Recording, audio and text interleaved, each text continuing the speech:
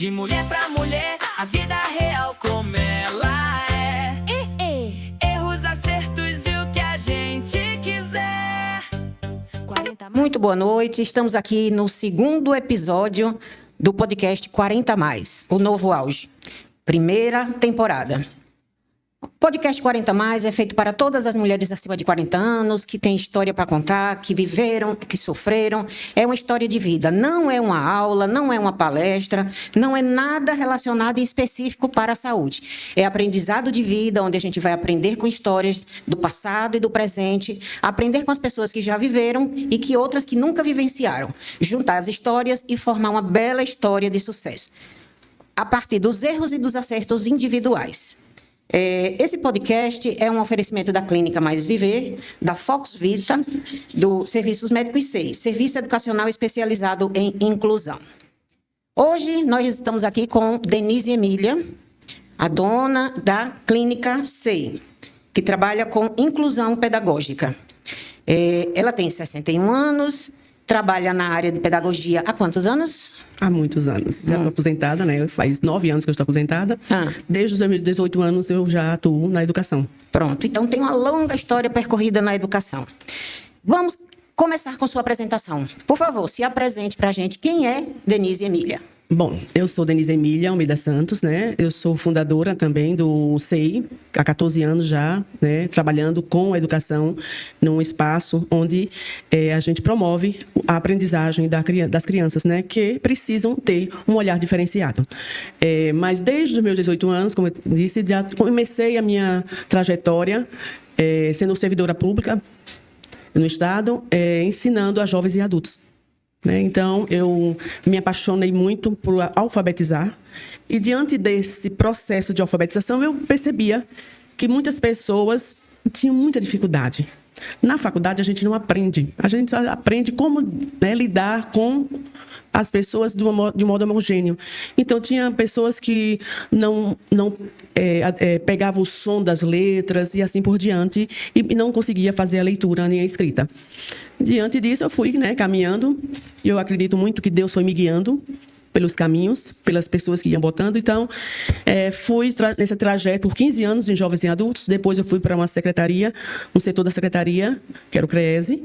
E lá eu me deparei com a educação especial, naquele tempo, né? E que precisava fazer a avaliação das crianças para poder integrar, né? Que era a palavra, a integração nas escolas. E a gente fez muito essa parte de diagnóstico, de orientações à escola, orientações à família. E por muitos anos eu passei nesse setor, depois da educação inclusiva. E assim fui andando, até quando eu me vi para fazer psicopedagogia. Eu nunca pensei, eu desejava muito fazer a psicologia. E não tinha aqui em Aracaju na época a faculdade de psicologia, fiz em Recife, como eu não passei, eu fiz pedagogia. E com o passar do tempo, me deparei nesse setor e percebi que tinha. E também tive uma história de meu filho com dificuldade de aprendizagem, meu filho mais velho, que aí eu tive que levar para uma psicopedagoga, foi aí que eu aprendi, que área era essa, como era, a Auredite, que a gente sauda muito, todo o trajeto dela na história do Sergipe, quem é psicopedagogo sabe. E aí, pronto, eu comecei a ver, olha, tem um setor, tem uma área que eu posso atuar, que eu posso estar percebendo que há jeito de entender esse funcionamento, de como vai ensinar. E aí eu fui fazer um curso de psicopedagogia, devido a essa história de meu filho, Meu filho, graças a Deus também, fluiu bem, que a gente teve todas as mudanças necessárias a fazer. E nesse trajeto, vinguei, em 2007, na psicopedagogia.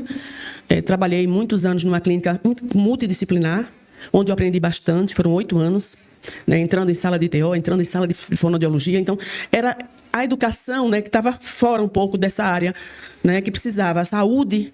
Então, a gente diz assim, eu digo muito que a educação, ela transborda, porque a saúde vai dizer, ele é cego, não enxerga mais. A educação não, ele enxerga sim, pelo braille, O surdo não escuta, escuta sim, pelo Libras.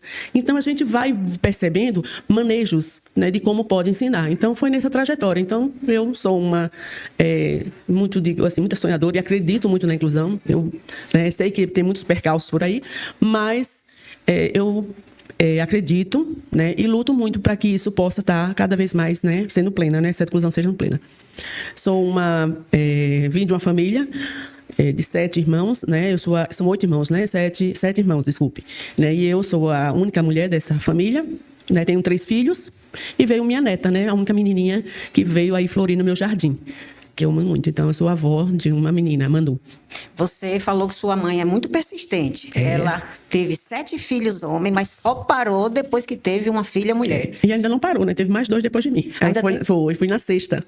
E aí, depois escorregou mais 2. Meu Deus, como sua mãe é persistente de ter filho, viu? Foi. E ela está viva? Não, minha mãe é falecida, tem uns 20 anos já. Certo. Como você falou agora, quando sai da faculdade, a gente sai numa caixa, né?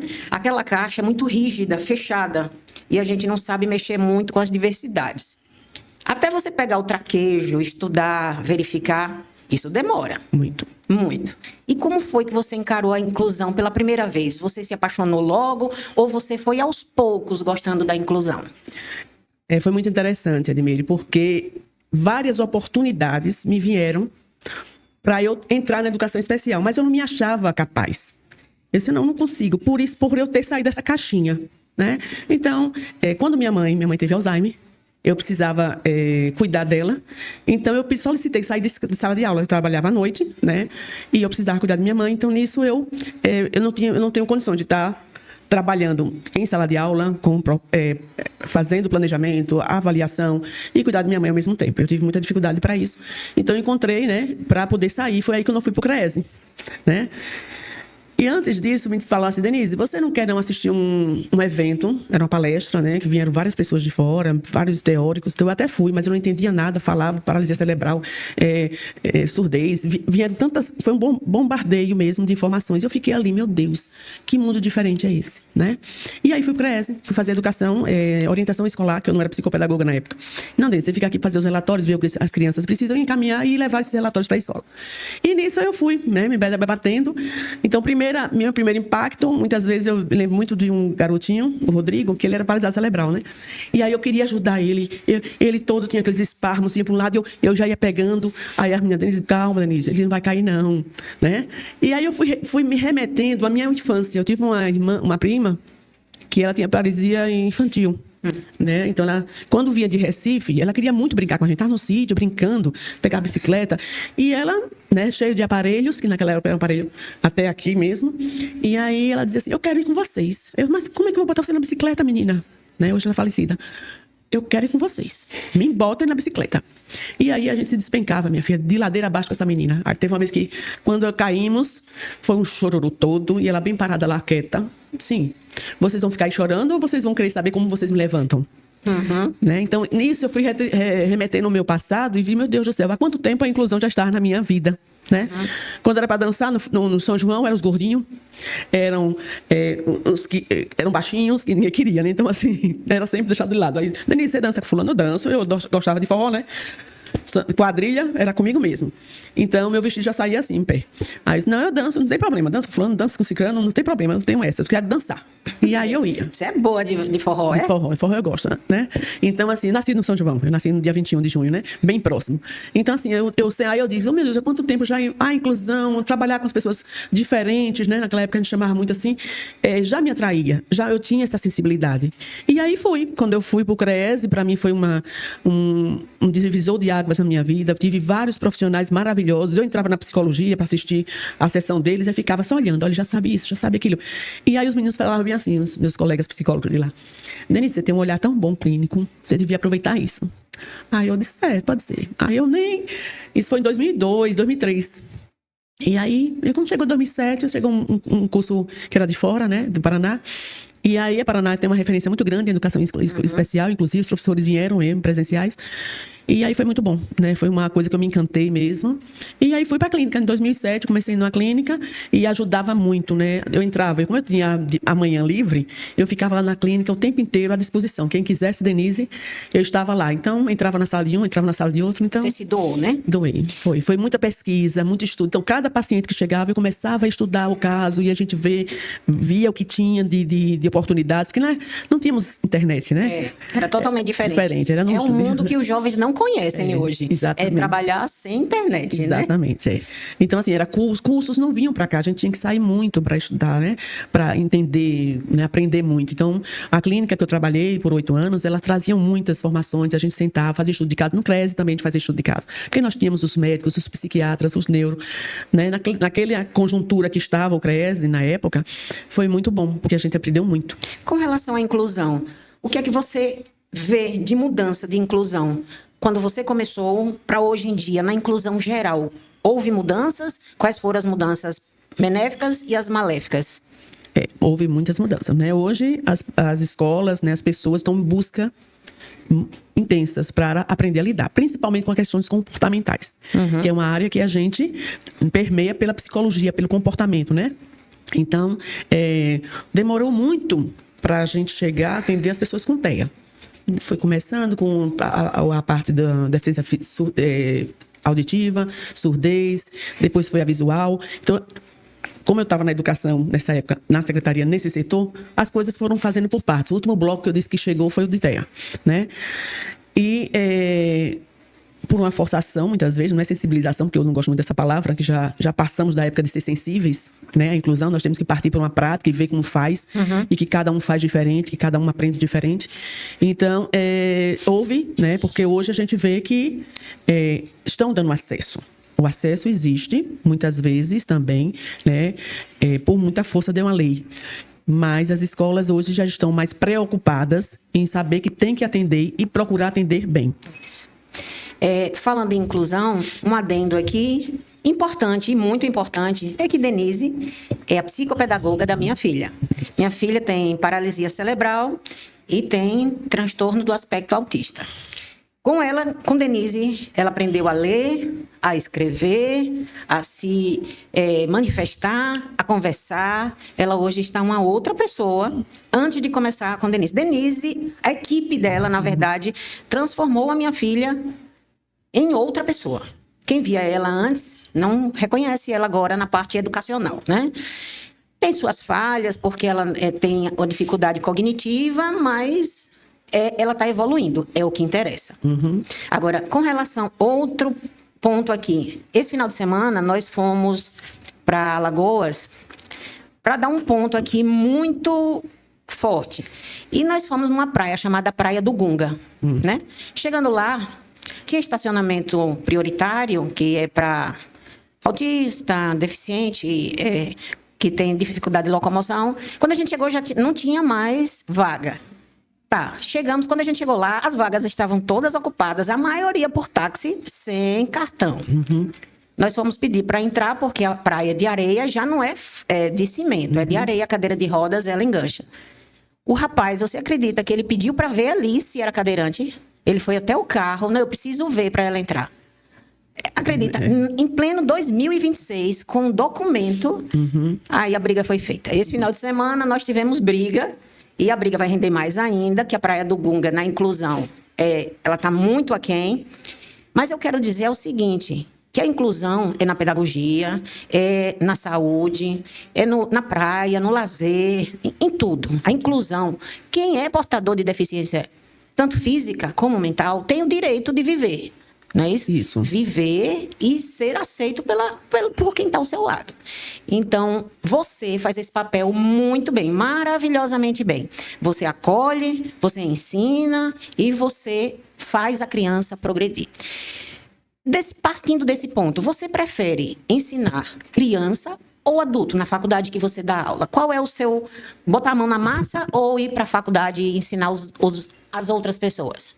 É bem complicado, porque a gente vê assim, nas crianças, nas pessoas que têm a deficiência, transtorno, o que for, tem uma vontade, tem uma persistência de aprender que poucos típicos têm. Então, assim, eu encontro nas faculdades, vou dizer assim, numa turma de 20 pessoas, 3, 4 que estão interessadas em seguir, né, na psicopedagogia, que eu dou o estágio clínico, né, que é a minha área. Então, assim, quando eu vejo quanto me custa, né, conversar, explicar, eu tenho maior paciência para explicar, mas hoje em dia, que as pessoas estão agora no IA, né, no IA, e botam coisas que Não tem, gente, eu não estou vendo a criança aqui. Você tem que escrever, porque o estágio eu não estou lá com você. Mas vocês têm que escrever o que realmente aconteceu. E aqui eu não estou percebendo a criança. Estou vendo um monte de teoria aqui que você está jogando, mas não tem a essência da criança. Que a gente que está acostumada a lidar com crianças que têm resistência, não são anjinhos, né? Tem resistências, reclamam, diz que a gente está maltratando, né, Edmire? Que não quer. Assim, então a gente sabe lidar, vai conversando, vai dizendo as regras, né? Vai colocando os combinados. Então, a gente vai trazendo essa estratégia. Então, quando chega uma coisa tão assim, né, arrumada para um estágio, eu digo, isso não é linguagem de estagiária. Né? Então, assim, quem quer aprender, então eu também faço supervisão. Eu digo assim, primeira coisa, quer estudar? Se quiser estudar, eu dou supervisão. Se não quiser, pegar no livro, porque tem muitas faculdades que ainda não fazem estágios. Né? Eu acho um absurdo um curso de psicopedagogia, e é que a gente está na regulamentação da nossa profissão, de que a gente tem que ter estágio. É um momento muito importante e crucial para até muitas pessoas ver se querem ou não. Né? Eu tinha um colega, professor, eu não quero não. Isso aqui não é para mim, não. Que bom que você percebeu que não é para você. Mas eu espero que seu olhar tenha sido mais como se diz, apurado para uma necessidade. Eu tive diretores de escola sendo meus alunos, né? E aí, decidentes, como é complicado, como é diverso, né? E é assim, você tem que entender o universo, o contexto de cada criança, porque cada criança traz sua história. Né? A história de Elisa é uma, a história de Joãozinho é outra. Né? Cada um vai construindo. E tem que ter persistência, né, Edmire? Assim, eu louvo aqui também você, como mãe, de ter a persistência, de acreditar, porque a mudança não acontece de um dia para o outro. Né? Então, são anos, né? Nessa persistência, acreditando. E muita gente para. Não, vamos colocar agora uma pessoa para trabalhar a parte lógica, para diversificar esse cérebro, para ela aprender que tem que lidar com várias pessoas. Nem todo mundo é o jeito de Denise, né? Que ela não vai encontrar outros tipos de pessoas e ela vai aprender a saber lidar e até se posicionar, como a Elisa hoje faz, né? Ela se posiciona muito bem. Ela hoje diz o que quer, o que não quer, como faz, como não faz. Ela hoje ganhou uma personalidade, assim, bem forte. Ela tem. Vamos agora falar um pouco mais de sua vida. Você tem 3 filhos. 3 filhos. Quais são as idades deles? 37, 35 e 34. Eu já digo esse ano de 2026, viu? Certo. Como foi ser mãe de 3 meninos e não ter nenhuma menina dentro de casa? Eu queria uma menina, né? O último filho eu queria que fosse mulher, né? Mas não foi. Mas, assim, eu quis, assim, muito... tiveram muitas histórias na minha época, assim, de muitas mães que não puderam ter filho. E eu fiquei encucada. Será que eu não vou ter? E aí, quando eu casei, eu logo quis ter, não demorei muito tempo, né? Como muita gente faz. Eu disse, não. Com 1 ano eu já comecei a tentar. E logo peguei, né? E tive o meu primeiro, eu disse, logo em seguida eu quero o outro também. Então, eu quero, como minha casa foi. Assim, foi um atrás do outro, né? Um atrás do outro logo. Não dei esse espaço todo. Porque eu acredito que a gente educa na mesma década, né? Tem as mesmas dificuldades financeiras, a gente aproveitava livro naquela época, a gente aproveitava até roupa, tudo, né? Tudo eu acho assim, e um ajuda o outro, né? Isso eu acho muito importante. Porque Vinícius já ajudava o Vitor, Gabriel também, eles são muito unidos. Né? Então, assim, foi uma grande riqueza. Eu me revelei porque, como eu vim já na 6ª, né? Então, assim, meus irmãos já eram mais velhos, a gente já ficava, eu não percebia muito esse cuidado, que eu também era muito pequena, né? Mas, assim, eu pude estar vivenciando a maternidade, né? A maternagem também, muito bem. Seu último filho você teve com quantos anos? Com quantos anos, deixa eu ver, viu? 23, 25, 26 anos. Foi bem nova, né? Foi. Eu já tive 2 anos, eu tinha 1. Certo. E aí foram todos cesáreos, eu não tive passagem. Queria muito que fosse normal, mas... Não tive condições, e aí pronto, foram todos 3 cesáreos. E no casamento, você casou com quantos anos? Com 22. 22. Casada até hoje? Casada até hoje. E o que é que você tem a relatar sobre o casamento? É uma coisa satisfatória? Que seu marido não ouça? São desafios, né? E agora que a gente está na aposentadoria, né? A gente às vezes, assim, na época de estar... buscando ter, né? Trabalhando. No início, eu trabalhava à noite. Então, ele chegava, cuidava dos meninos, mas eu tinha sempre uma pessoa em casa. Mas, assim, ele ficava na atenção dos meninos, né? Mas dormia cedo, porque ele se acordava muito cedo. Trabalhava na Petrobras, né? E aí, era assim, essa roda de criar filho, né? Mas assim, e a gente se via final de semana, e todo mundo junto, a família numerosa nossa, né? A gente passava muito com a família, eu até hoje, né? Minha família, se eu tenho 7 irmãos, ele tem 8. 8? 8. Só que lá tem mais mulheres e homens, né? São mais distribuídos, né? Então, assim, a família é muito festeira, muito unida. É uma família que eu ganhei, né? Na realidade. Então, assim, são desafios, né? Conviver, né? São diferentes, eles gostam muito de festa. Eu não fui criada muito assim, eu fui muito tolhida, né, de muitas festas, de interior, assim, eu acho lindo tudo, mas eu tenho medo da estrada, eu tenho uns certos receios, assim, e que me deixam às vezes, assim, acanhada de ir para alguns lugares, né? E às vezes, assim, ele quer ir, assim, olha, eu não vou não, né? Eu não gosto de estrada, né? Então, assim, eu fico com muito receio. Minha mãe botava muito medo. Quando eu ia para sair, minha mãe, vai chover, vai trovejar. E aí eu dizia, meu Deus do céu, vai fazer praga de mãe, às vezes pega. Então, né? Mas, assim, foi uma vida, né? Hoje eu tô com 39 anos de casada, né? Uma vida. E para quem é casado, que vai casar, qual é o conselho? Qual é o segredo de manter o casamento por tanto tempo, por tantos anos? Qual é o segredo que você tem que passar? Eu acho que hoje o que está faltando muito é o diálogo, né? A gente tem que dialogar muito, né? Respeitar como o outro é, porque a gente não vai mudar ninguém, né? Respeitar como ele é, como a pessoa é, fazer os acordos também, como a gente faz na vida, né? Abrir mão de certas coisas. Mas hoje, o que eu digo assim, tem que conversar. E nosso celular hoje está tomando conta de todo o nosso espaço. Quando você vai ver um lugar, você está junto, mas hoje em dia está todo mundo isolado, né? A gente vai... Eu procuro nem ficar com o celular mesmo no final de semana, né? Eu digo, ninguém me liga. Meninas, eu até já desliguei o celular aqui, né? Mas eu digo assim, nas turmas eu já falo, ó, gente, eu vou desligar, mas eu sei que ninguém me liga não, viu? Só quem me liga é a Tinha, a Clara, sem fazer propaganda, né? Então, assim, o tempo inteiro... Cobrando, me dando promoção, essas coisas todas, né? Eu dizia assim, mas ninguém hoje liga para conversar com você, né? E saber como você tá. Eu acho muito interessante isso, chegar a voltar. Tive uma amiga minha que eu adorei no Natal, ela ligou, eu até estranhei, o fulano, eu disse, meu Deus do céu, aconteceu alguma coisa. Estou ligando para falar com você no Natal, desejar um Feliz Natal. Eu disse, vixe, que coisa boa, depois vou fazer com outra pessoa isso. E eu disse, vamos fazer essa roda de uma ligar para a outra e trazer isso, porque realmente está faltando. Você já viu aquele grupinho de adolescente que fica numa mesa, eles se conversando por mensagem? Já. Tá todo mundo perto, mas eles falam um com o outro. Daqui a pouco tá todo mundo unindo. Mas nenhum trocou uma palavra com o outro. Não é? É a falta de interação social, pessoal, física, né? Na verdade. Essa geração que está vindo aí agora vai sofrer muito com as interações físicas, né? Exatamente. Porque rejeição, isso tudo vem junto com a falta de interação. Como é que foi sua adolescência, sua juventude aqui em Aracaju? Você saía muito? Como era? Você era presa por sua família, por ser a única mulher? Então, eu digo assim, que eu tive muitas pessoas que vieram na minha vida para me puxar um pouquinho de casa, né? Meu pai e minha mãe nunca foram sociais, né?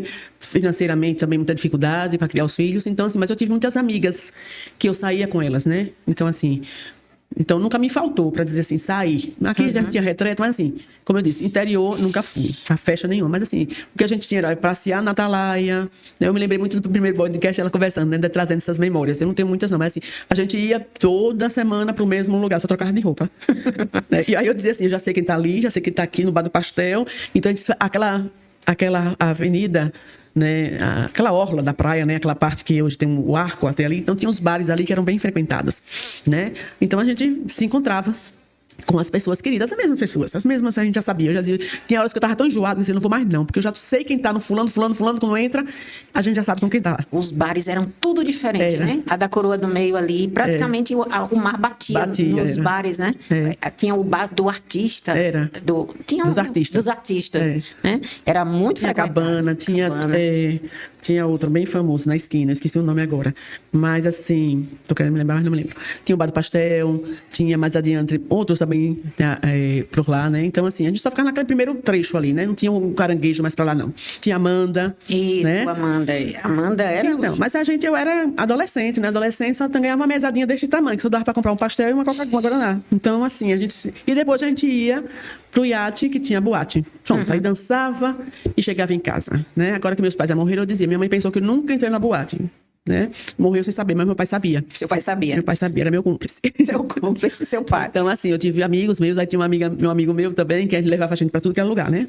Que é o Beto. Aí eu dizia assim, E a gente ficava até o final, eu disse, olha, todo mundo que tiver numa boa, fique quieto, se tiver ruim, vá dormir, e só acorda a gente na hora que a gente for embora, certo? Todo mundo saía 3 amigas nesse esquema. E assim, foi assim que eu me diverti o tempo todo, a gente saía dali, ia pra pizzaria, rachava a pizza e ia pra casa, né? A Denise de hoje, de 60 anos, o que é que você falaria se a Denise de 40 anos estivesse aqui? O que é que você daria de pitaco, de opinião e de, digamos assim, alguns trechinhos para ela poder aprender para o futuro? que ela não ligasse muito para as coisas que falava, entendeu? Porque eu me incomodava muito, triste. Sou canceriana, né? Muito emotiva. Então, assim, muitas coisas às vezes eu me chateava. E hoje, a gente fazendo terapia, né? A gente se lembra, né? Que é da pessoa, não é da gente. Então, mas aquilo me ofendia de um jeito e eu ficava muito magoada, muito triste. Então, é uma das coisas que eu, né, deveria, hoje, estou mais, diria para essa pessoa que a gente... Mas, assim, com uns 40 anos a 50, a gente já aprende muita coisa, a gente já vai vendo que as pessoas, às vezes, não estão na mesma sintonia que a gente, né? E aí, a gente já entende hoje que não é o... Depois dos 40 anos, parece que vira uma chavezinha, né? Uma chave. Você é uma antes dos 40 e você vai se tornando outra pessoa depois dos 40. Isso mesmo. Não é isso? Isso mesmo. Que sentimento apareceu depois dos 40 anos em você? Mais resiliência. Isso. E aprender, né? Como dizia assim, ficar mais calada. Ouvir mais. Ouvir mais do que falar. Do que falar. Exatamente isso. Esse é um ótimo conselho. É um conselho que pouca gente consegue fazer, né? É para isso que a gente tem 2 ouvidos e uma boca. Exatamente. E o que é que lhe faz feliz atualmente? O que é que lhe dá mais prazer na sua vida? O que me dá mais prazer, olha, uma das coisas, como mãe, é ver meus filhos bem encaminhados, felizes, né? Construindo da maneira que eles estão construindo, que é assim que eles querem. Muitas vezes a gente quer dar pitaco, mas eu digo assim, eu já agora não dou mais. É isso que te faz feliz, meu filho? Então faz, né? E profissionalmente tem 2 coisas. Quando eu vejo a evolução das crianças, né? Das pessoas que estão acreditando.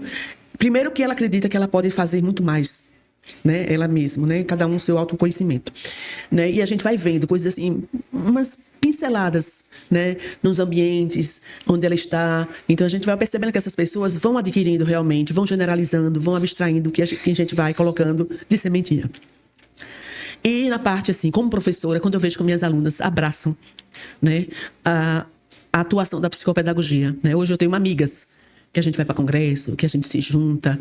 Agora mesmo em outubro a gente está indo para congresso, então a gente tem um grupo, vamos lá, a gente vai e planeja tudo juntos, planeja a gente passear, planeja plaquinha para dizer que a gente está aqui, né, nessa torcida, leva a bandeira de Sergipe para mostrar que nós estamos lá. E assim, é muito bom a gente ver esse movimento. Hoje eu encontro e já tenho pessoas nos interiores de Sergipe, porque era um sofrimento. Eu vim gente de Paripiranga, dos interiores para Aracaju. Parecia que só aqui tem os profissionais, que ainda tem esse preconceito, né? E eu disse, vocês vão fazer o nome de vocês no município de vocês. Lá está precisando, tem gente lá precisando. Então, assim, eu tenho representantes em instância que estão, assim, elogiadíssimas, recebendo muitas homenagens. Mas as instâncias, em Umbaúba, em Paripiranga, né? Em Simão Dias, em Lagarto. Então, a gente vai vendo que todo mundo... Então, quando eu tenho uma pessoa assim que vem, eu estou fazendo estágio. Aí eu pergunto, onde é que vocês moram? Quer fazer o estágio lá? Você faça o estágio lá no seu município, porque você vai ganhando o nome. As pessoas vão reconhecendo você. E assim foi. Tá, professora, eu vou para o plano. Você sabe que nós não temos, assim, na ANS, nossa profissão regulamentada. Então, isso é um empecilho. Ainda é um empecilho para vários planos de saúde, né? Só judiciando. Fazendo a parte judicial. Mas, aí eu coloco para ela, minha filha, precifique, né? Faça a valorização. Que uma mãe vai vir para cá, para o interior, vai gastar quanto? Vai e volta o tempo e o desgaste dessa criança. Calcule e veja se você não pode colocar um preço lá e fazer seu preço particular. E aí elas estão assim... Tem gente que não tem nem vaga, Ademir, entendeu? Professora, eu estou cheia realmente. Né? Porque está lá atendendo muito bem o público, pesquisando, estudando, fazendo vários outros cursos. Porque eu digo, não é uma pós que deixa você pronta para nada. Né? Eu já fiz várias e ainda... permeio pelos cursos, para a gente ver realmente o caminho que a gente quer trilhar, concordar, né? Para que a gente acredite que isso vai chegar, né? Em um movimento de sucesso para aquela criança. Você é aposentada há quantos anos? 8 anos. 8 anos. Se você tivesse parado de trabalhar há 8 anos atrás, estivesse em casa somente com seu marido, você acha que você estaria bem? Ou acha que você estaria melhor? Ou acha que você estaria pior? Como você acha que você estaria? Eu não estaria bem, não. Primeiro, porque em casa eu só gosto de cozinhar, não gosto da arrumação de casa, né? Que a gente hoje, né, aposentada, já não pode mais ter, né? Não temos mais também aquele trabalho e aquelas pessoas de encontrar as pessoas para fazer trabalho pra gente, né? Então já ia reduzir minha vontade de estar em casa, né? E também não sou de sair, também eu não sou de estar passeando. Eu gosto de passear, de viajar. Isso aí eu gosto. Também as condições, a gente só dá pra fazer 2 viagens no ano e olhe lá, né? Então, assim, eu pretendo, assim, continuar o meu trabalho até onde eu perceber que eu realmente estou dando conta, né? Eu quero ver esse limite, né? Se eu tiver gás para viajar, para aprender mais, né? Para estar levando, né, a clínica, meus atendentes. Hoje eu tenho... não muitos, hoje eu estou com alguns casos, mas são casos mais difíceis que eu preciso realmente estudar, trabalhar mesmo em cima desse caso, do que ter quantidade. Então, eu prefiro ter uma qualidade realmente, né? Hoje eu posso me dar esse, né?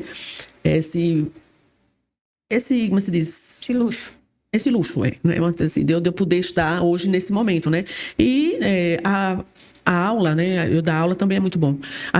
É o momento que eu estudo também muito mais, né? Vem cada caso, porque se eu tenho 20 alunos, são 20 casos que eu estou estudando. Né? Um aluno atende uma criança. Qual foi o momento mais triste da sua vida? Mais triste da minha vida? Olha, eu acho que foi algumas perdas, né, de familiares e também a Covid. Na época da Covid eu perdi pessoas muito abruptamente, assim, muito rápido. Então, assim, foi um momento que me deu uma insegurança muito grande. E qual foi a sensação de se tornar avó de uma menina linda? Ave Maria, muito lindo, né? É um momento, assim, em êxtase que a gente fica, né? Uma colega minha dizia assim, que é um amor que transpassa o coração, e é verdade. Né? Não é, eu acho que nada igual, até nem os filhos, né? É triste a gente dizer isso, né? Mas é muito mais forte. E quando a gente vê que tem a interação, que vem o amor dela, dizendo, né, que vovô te amo, né? Vovô te amo, pensa, né, em estar com a gente. Eu faço, eu quero fazer uma clone de você. Não, vovó, não faça não. Porque eu digo, meu filho é separado, né? E às vezes fica alguns dias com a mãe e diz, eu vou ter que fazer uma clone de você. Um clone de você. Aí o que é clone? Fazer outra igualzinha. Não, vovó, não faça não. Tem que ser eu sozinha. Mas é muito gostoso, realmente. A gente... E assim, né? Ela aprender esse mundo, estar junto com a gente, é muito valorizado. É muito valoroso, quero dizer. E você entrou na menopausa com quantos anos? Cedo, 48 anos. 48 anos? Foi. Você tem útero? Tenho. Parou de menstruar somente? Foi. Eu também fiquei muito cedo. Fiquei com a Elise, muito cedo mesmo, com 10 anos. Você menstruou a primeira vez? Foi. E quais foram os sintomas principais que você teve da menopausa? Muitos calores, né? Impaciência. Eu tive muita... não sei se é TPM, né? Mas assim, muita impaciência, muito calor. Que vinha o fogacho, né? À noite. O fogacho à noite. E era horrível, sabe? Assim, foi terrível. Mas eu não fiz reposição hormonal, não me indicaram para fazer. Nunca fez reposição hormonal? Você faz atividade física? Faço pilates. Pilates já faz há quanto tempo? Há 2 anos. 2 anos. Então, antes da menopausa, você não fazia nenhuma atividade física? Sedentaríssima. Agora eu vou ver se eu começar a andar, né? É uma promessa que eu tô fazendo. Até que meu filho voltando para casa, ele tá lá no meu pé. Porque eu sou muito acomodada mesmo. Então, o principal problema que você sentiu na menopausa foi o fogacho. E a irritabilidade? Foi. Insônia, não teve? Não, é uma coisa que eu não tenho. Não teve. Eu tinha uma noite assim, que não era... não tinha um sono profundo, entendeu? Eu me acordava por causa do calor, às vezes tinha que tomar banho, voltava. Mas eu conseguia dormir. Você tem algum problema de saúde? Toma remédio para alguma coisa? É hipertensão. Desde quando você tem hipertensão? Desde a pandemia. Ou desde a... Desculpa, da menopausa. Porque você não tratou a menopausa. Não fez reposição. E a primeira coisa que desenvolveu foi a hipertensão. E foi mesmo nessa época. E, inclusive, você falando agora, eu me lembro que meus picos de pressão eram à noite. À noite, na época do fogacho. Foi. Porque você tinha caso de câncer na família? Uma tia minha, né? Depois de muito tempo, né? Assim, ela descobriu. Ela tinha, assim... Diziam que ela tinha um útero infantil e que ela estava com útero grande. Então, assim... Mas ela nunca quis cuidar. Porque ela nunca teve filho, também assim, não queria mexer. Ela ficou viúva cedo. Entendeu? Mas você não fez reposição porque não lhe indicaram? Porque você não quis? Porque... Não me indicaram. Não lhe indicaram? Não me indicaram. Mas você se informou alguma vez? Falaram que dá câncer? Alguém já falou pra você que reposição dá câncer? Ou alguma coisa parecida? Já ouvi. Uma cunhada minha fez também algumas reposições. Fez reposição hormonal, aí ficou meio a pele. E ela ficava mais impaciente. E aí eu deixei. Como minha médica na época até minha sogra também fez reposição hormonal. E aí comentava muito sobre essas questões. Se sim, se não. Teve uma época que ficava muito assim, né?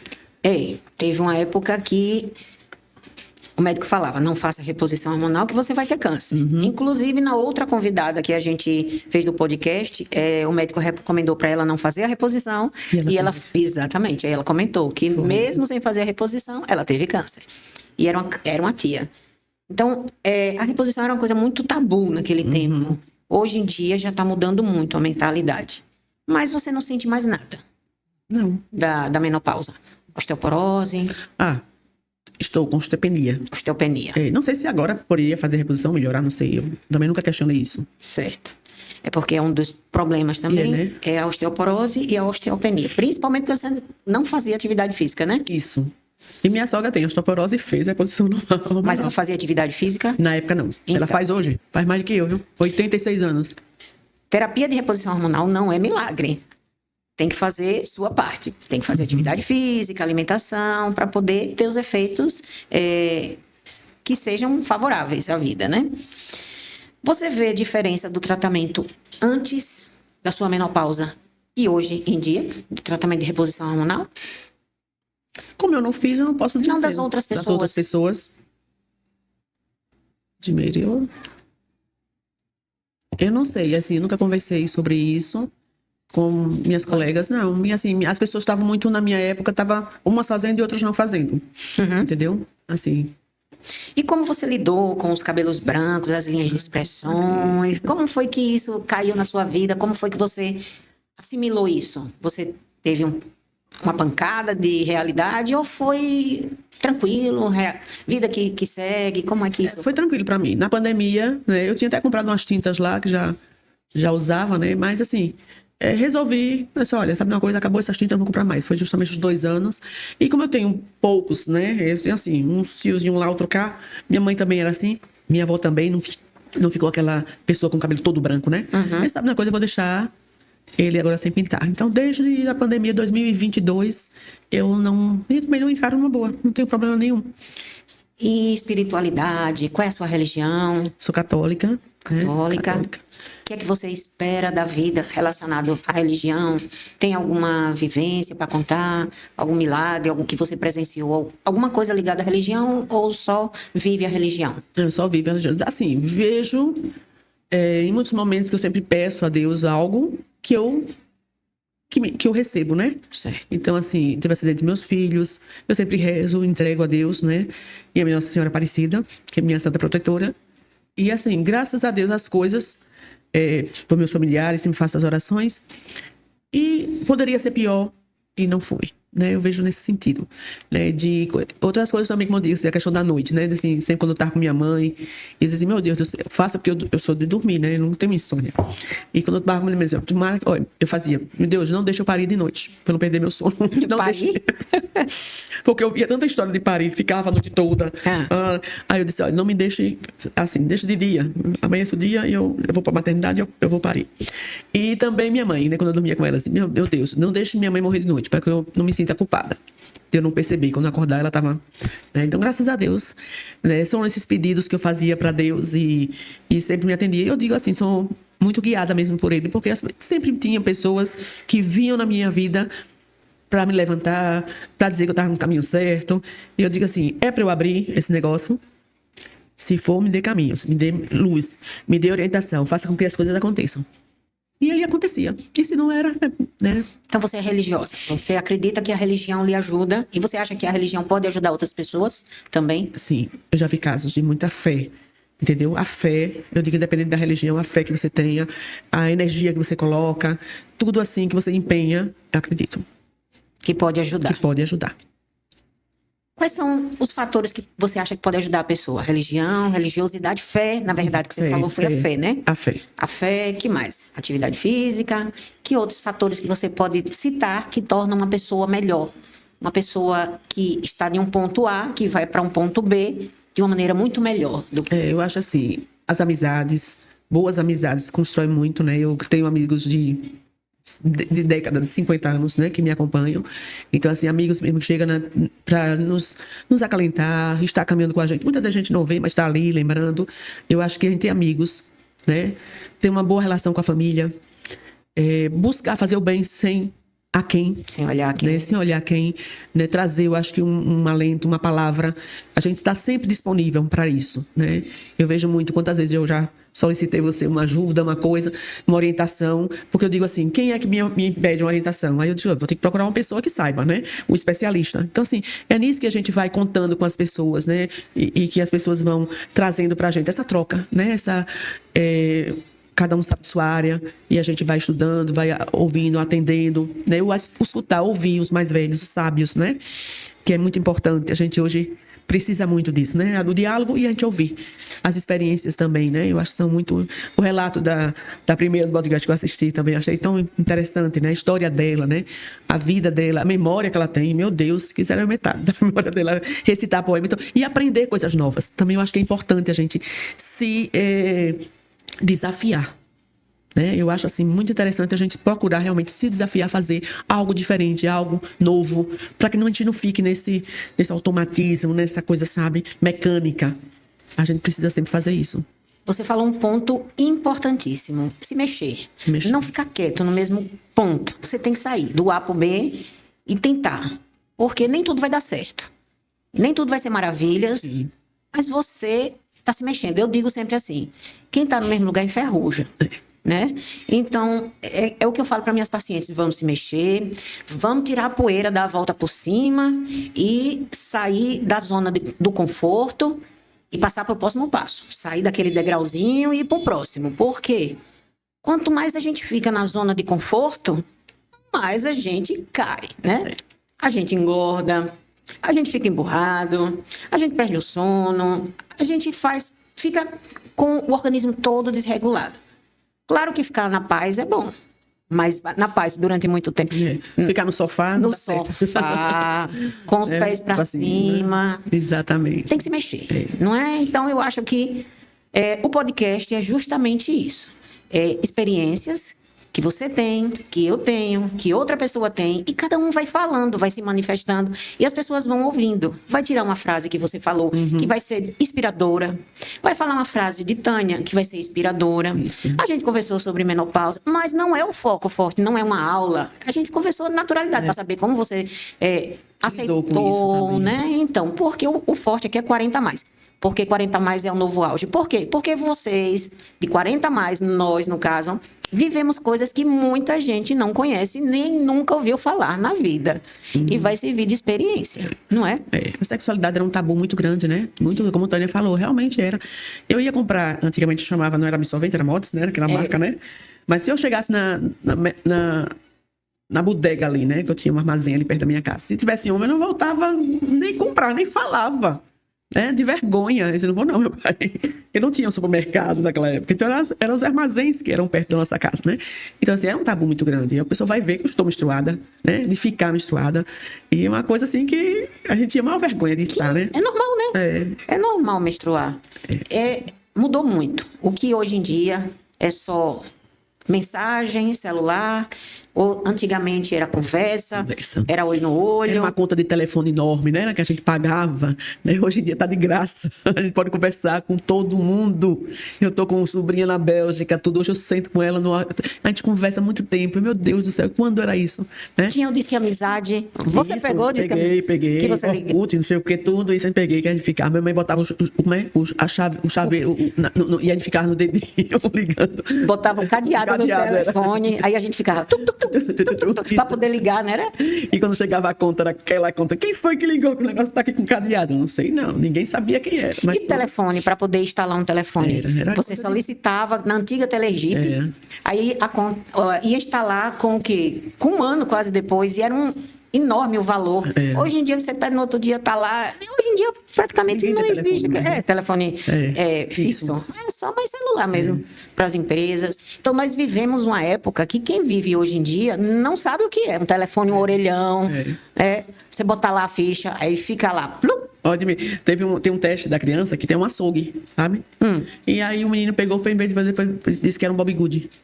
Não identificou. Um açougue? Veio um açougue. Aí viu que as figuras ali não parecendo aquele babinho que estão tudo pintando, né? Aí a gente já riu. Aí vou considerar, porque ele está certo, né? Muita gente não sabe o que é um açougue. Vai no mercadinho e tem lá, né? Vende-se carne, né? Então, assim, como tem crianças assim que vem do sul, que sobe uma árvore, vê um caju. Mamãe, o caju dá... Olha aqui, o pé de caju. O pé, não era que nem cajueiro. Ele fala, o pé de caju tá aqui, ó. Ele não conhecia o suco do caju, né? Então, são vivências e é tão bom estar perto da natureza. Isso que eu também ia falar, né? Como você vivenciou o mar, né? E estar na praça. Que é de graça, né? Passear, levar pro parque, né? Não é só para shopping, né? Então, assim, praia, conhecer o mercado. Minha neta adora o mercado, né? Que meu marido é fã de mercado. Mercado adora. Central? Lá, o mercado. Esse que é o mercado do vovô. Mercado Central, né? Aí ela faz o passeio do meu pai é ir pra praia com os amigos. O passeio do meu avô é ir pro mercado. E o passeio meu é pro shopping. Quando ela vai com a mãe, vai pro shopping, né? E a mãe sai muito com ela também, vai pro cinema e tudo assim, proporciona. Mas ela adora o mercado, ela curte. Toda vez chega com uma bolsinha, chega com um bonequinho de pau, né? Aquele mané gostoso. Todo dia ela curte, com um ratinho que anda. Essas coisas que não... A cobrinha. Esses né? brinquedos que as crianças brinquedos não que nem brincam mais. Mas ela pega e adora. Quando ela chega, mamãe, vovó, deixa aqui. Aí eu trouxe um rato do mercado, menina. Foi, vovó, mas é de mentira, olha aqui, ó. E ela curte, brinca, né? Agora, voltando um pouco na inclusão, eles têm sensibilidade auditiva. Aí a lei obriga a levar para a escola. Uma vez eu fui assistir uma aula de inglês, porque era promoção de não sei o quê, do inglês, não sei o quê, aí tem que ir. Eu quase não aguento assistir a aula. O barulho é terrível, é ensurdecedor dentro de uma sala de aula. Se eu fosse para estudar agora, eu não estudaria, eu juro que eu não ia.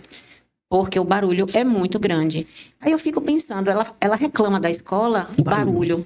Aí se bota o abafador, ela não escuta também direito as aulas. Aí fica essa confusão.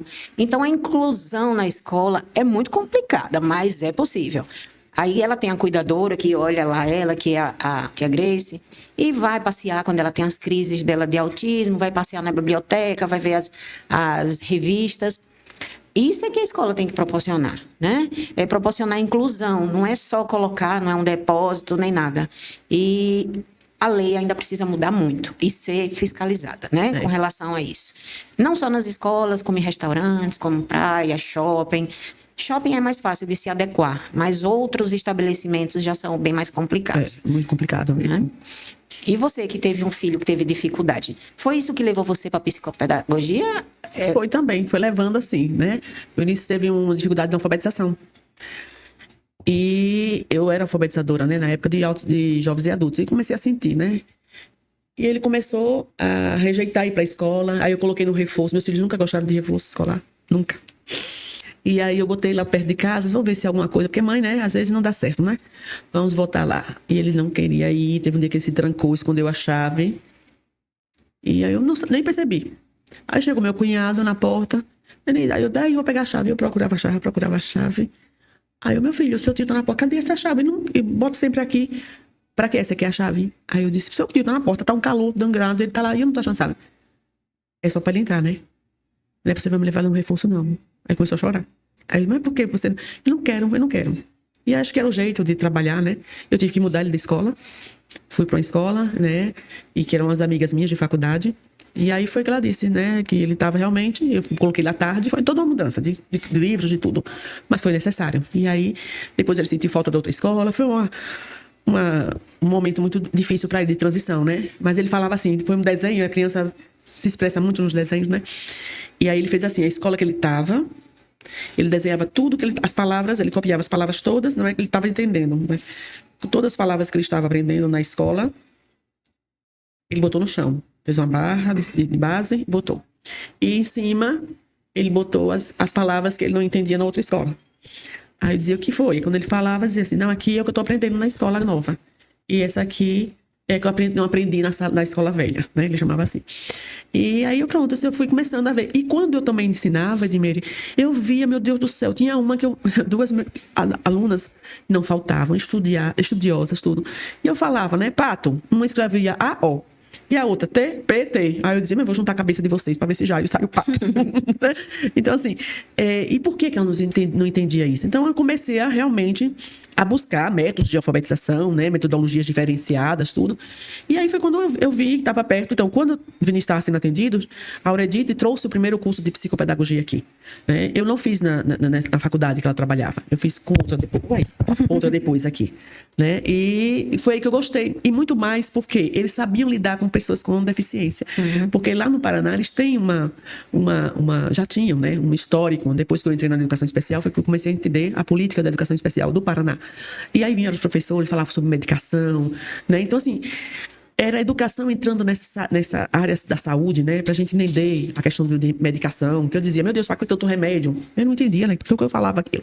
Né? Os médicos sabem por que estão passando. A gente precisa só saber se está funcionando ou não. E dizer nosso parecer, né? O retorno. Exatamente. O retorno. Muitas mães não dão remédio, né? Tem crianças com TDAH e relutam muito. Mas olha, para quem faz um efeito bom. Eu tenho realmente histórico dos meninos que passaram a tomar e sentiram melhoras. Eu fui uma mãe relutante para passar o remédio para TDAH, para ele tomar. Até que eu vi a dificuldade educacional que ele teve e quando usou o remédio, a diferença que ele ficou. Aí, depois dessa diferença, mais nunca eu paro, a não ser que ele se cure do TDAH, que é uma coisa... Eu tinha uma que dizia que era dislexia e não era TDAH. Início assim, eu trocava as letras, não sei o que. Não, era só a questão do TDAH. Quando a psiquiatra passou a medicação, que ela viu, ela disse, eu agora estou conseguindo compreender, ler com mais tranquilidade. Tanto é que ela começou a ser monitora da turma. Olha que diferença. Né? Ela trancou a faculdade de veterinária. Foi fazer curso, não digo nem técnico, curso profissionalizante da área de veterinária, porque ela gostava muito da área. E aí a gente fez o trabalho para ela retornar à faculdade. E ela voltou para a faculdade, buscamos ajuda na faculdade, entendeu? E ela começou a organizar os períodos dela. E no final ela está sendo monitora. Né? Ela aceitou tomar medicação, entendeu. Começamos a trabalhar sobre, né, o TDAH, como é que ela precisava. Né? Ela muito criativa, ela puxava muito o pai era artista. Né? E ela desenhava todo o sistema, né, de gestão do animal. Como ela sabia explicar tudinho, uma graça. O TDAH, quando é em criança, é aceitável. Porque a criança é danado, é o jeito dele. Mas e quando o TDAH é em uma pessoa que tem mais de 40 anos? É um bloqueio. Porque é no trabalho, que não consegue focar no trabalho, que tem que sustentar uma casa. É uma pessoa que não toma medicação, mas ela tem que trabalhar e os patrões brigam porque ela não foca. Então, existe essa área também do TDAH em pessoas com mais de 40 anos. Entre 30 anos, 40. Muitos se descobrem numa faculdade. Exatamente. Vai levando, porque não tem a dificuldade, né, de aprender, mas tem a inabilidade das funções executivas do trocar, do interagir na hora, do postergar. A gente lida muito com isso. Quando eu digo assim, vamos fazer um trabalho, me entregue nesse dia. Professora, meu celular queimou. Não sei o que. Bota ele na nuvem, porque você vai fazendo, bota na nuvem. Porque se acontecer alguma coisa, tá lá na nuvem. Por que não botam? Por quê? Estão postergando todo o trabalho que estão fazendo.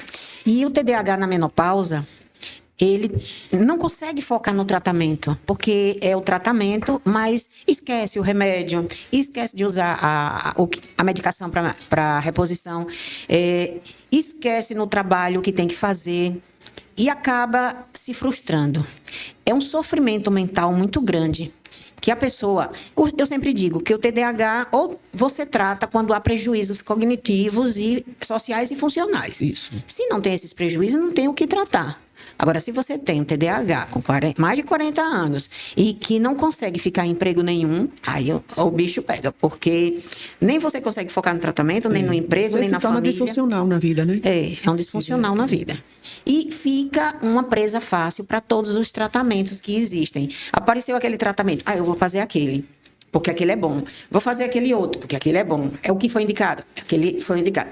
Testa tudo e nada dá certo, não persiste em nada, né? É uma confusão. O TDAH é realmente uma parte muito delicada. Bom, você quer falar alguma coisa? Você quer se expor, expor algum pensamento seu? Primeiro, quero assim agradecer esse momento, né? Muito, para mim, desafiador, porque eu sou muito tímida, né? E tenho essa dificuldade de estar toda hora me expondo, né? Mas assim, foi um convite que eu não pude recusar, principalmente de falar sobre educação, sobre inclusão, trazer também, né, essa troca, né, dessas conversas sobre a questão da nossa idade, dos nossos percalços que a gente vai estar, né, eu já estou com 61, farei 62 esse ano, mas assim, o que eu tenho mais a dizer é que a gente precisa sair do lugar, levantar a poeira, né, para que a gente possa nos mexermos, não ficarmos acomodados e também incomodar o que precisa ser incomodado na hora que a gente precisa dizer, né, as coisas que não estão indo nos seus devidos encaminhamentos, né? Então, que eu falo muito isso quando eu converso com as escolas, né, é sobre isso, muito. Eu disse, olha, fulano entende o assunto desta forma. Ah, mas eu preciso que ele faça simulado. Mas ele não vai fazer simulado porque ele não vai entender um simulado, né? Então, acho que as escolas, o que eu vejo hoje, sinto bastante, é que elas precisam ensinar e saber como avaliar o que está ensinando. E não está ensinando apenas para o Enem. Porque é uma problemática que nós estamos tendo. Porque o que eles dizem assim, o discurso dele, no Enem não vai ter as adequações que vocês tanto pregam aqui, né, para que a gente faça. Mas vai chegar lá. Já está chegando.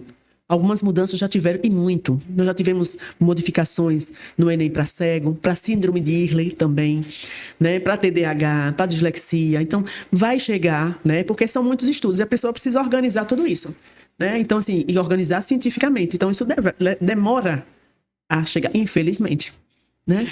Principalmente numa testagem que é pública, que tem suas regras. Então, realmente demora, mas eu creio, né, que vai ter o caminho. Mas eu acho assim, que as escolas precisam voltar a ensinar. Eu estava discutindo muito com um aluno meu, agora que é diretor de escola, né, Por quê? A preocupação todas é fechar as plataformas que estão vendendo nas escolas, né, os livros que muitas vezes não contemplam a criança que precisa de uma adequação. Tudo engessado. Tudo muito engessado. A professora fica sem ter essa liberdade de poder estar trabalhando mais um assunto, né, um conteúdo que precisa ser trabalhado, né? E é isso que eu vejo hoje, esse mercado que tem por trás, dessas plataformas.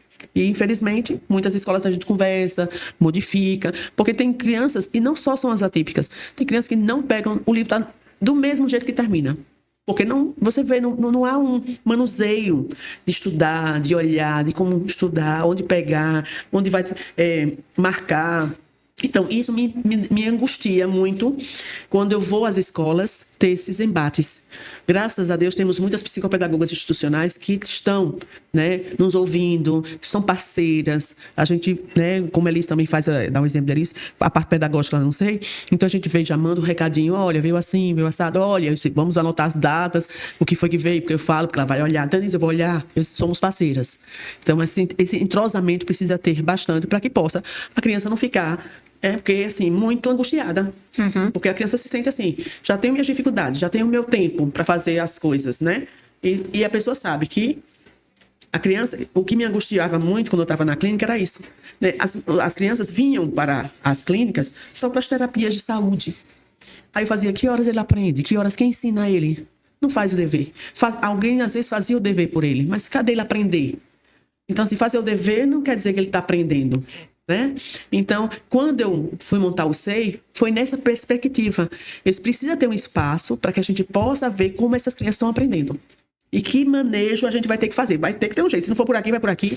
A gente tem que achar um jeito. E hoje, com a inteligência artificial, Mavi mesmo fala, meu outro filho, é que eles botam uma pergunta no Google, na IA, e ele já tem a resposta. É só colar e copiar.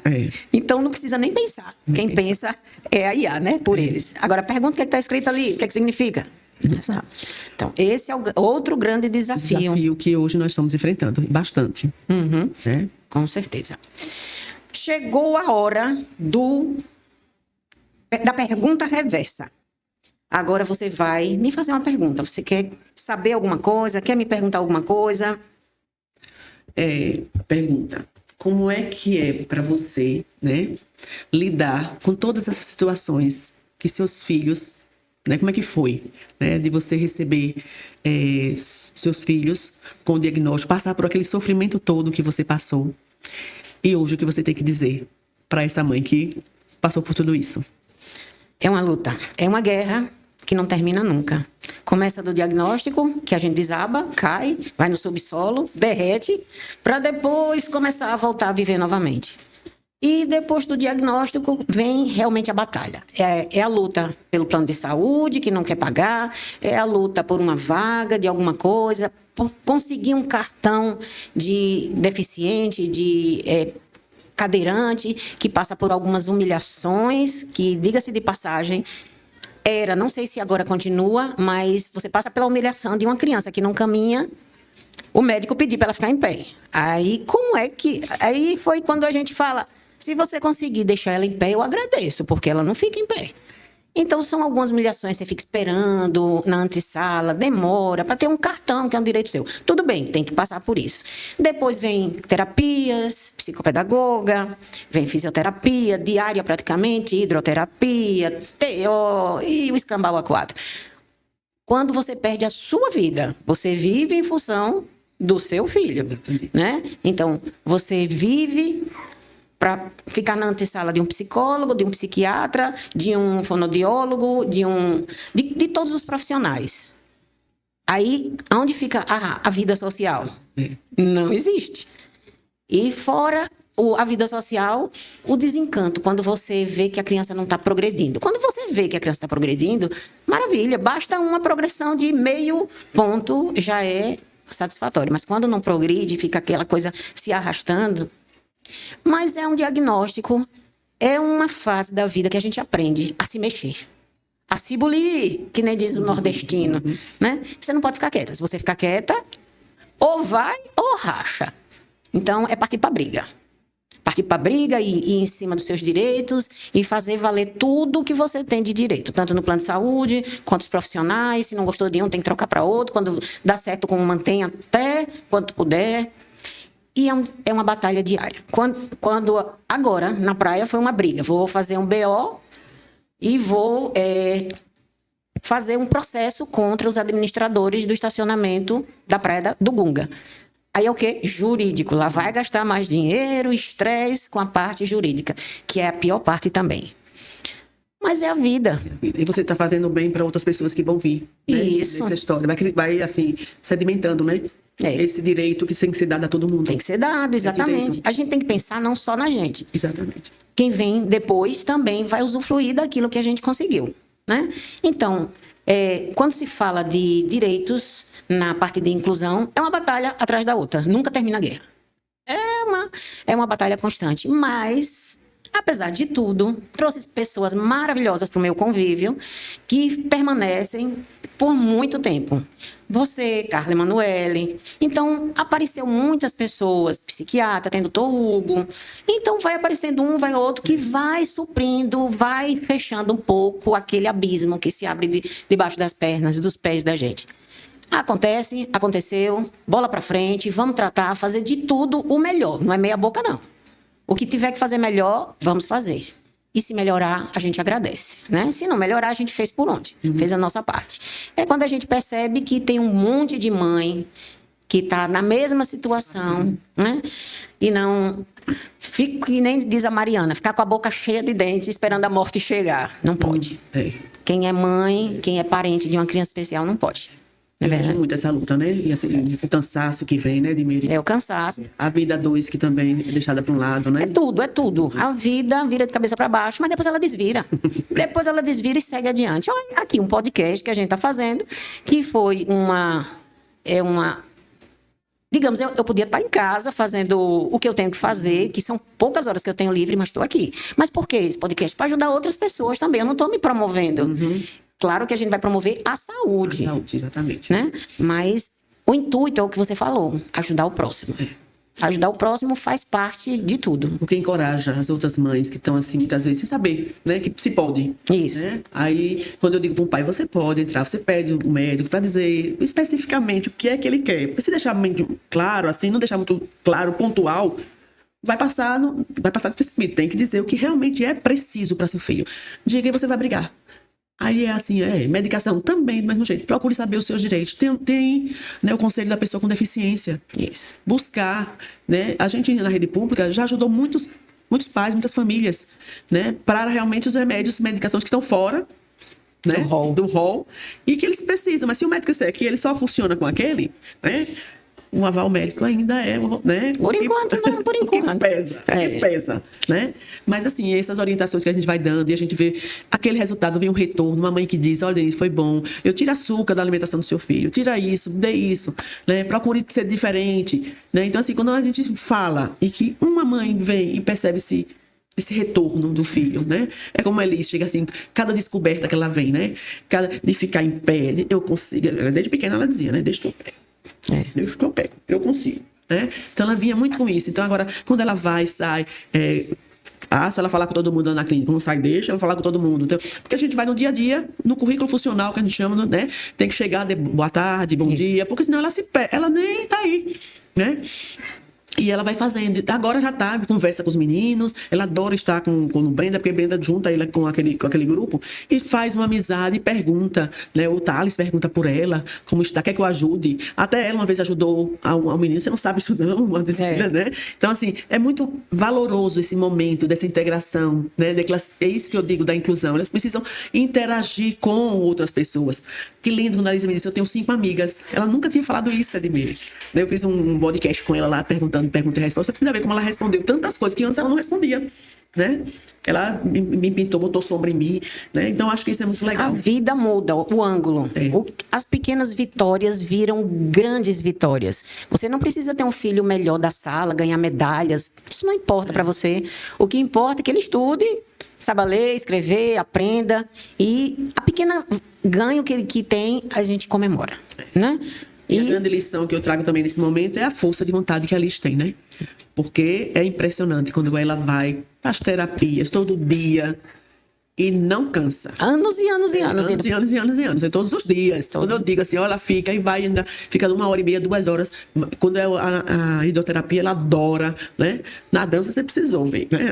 Ela vai pra dança também. Então, eu acho que, assim, é a vantagem que a gente vê e o sucesso nosso é de ver essa pessoa querer realmente acreditar que ela vai vencer. Vai vencer. A escolaridade vai chegar. Não é no passo que se espera da idade, mas ela está avançando. Isso que é importante, né? E eu quero deixar aqui um abraço fraterno, um beijo para todas as mães que são atípicas, de filhos que têm problemas de deficiência, tanto cognitiva quanto física. Aqui vai o nosso carinho, o nosso abraço e todo o respeito. Lutem pelos seus direitos, faça valer todos os seus direitos para os seus filhos, para que eles tenham acesso ao melhor. Não trate meia boca. Trate com os melhores. E faça da maneira... Brigue. Não fique quieto, não se cale. Esse é o meu recado para as mães atípicas. E voltando aqui ao podcast, nós vamos... Você quer falar mais alguma coisa ou estamos satisfeitas? Satisfeitíssimas, então nós estamos. Vamos para o encerramento. Hoje nós conversamos com Denise Emília, psicopedagoga, trabalha com inclusão há anos e anos e anos e anos. Então tem uma bagagem muito grande, proprietária da clínica SEI, que é participante da inclusão educacional. A Focus Serviços Médicos, a Clínica Mais Viver, patrocinam aqui o podcast. Quero falar para vocês o seguinte, que aqui não precisa ter muitos seguidores, aqui não precisa ser famosa, aqui não precisa que você tenha nada de especial, você só precisa ter histórias e vivência para contar. Então, aquelas pessoas que desejam participar do podcast, deixem seu nome, que a gente pode entrar em contato e quem sabe você não vai vir participar aqui, olho no olho, no podcast Erros e Acertos da Vida Real. Ficamos por aqui e até o próximo podcast. Um abraço. Um abraço.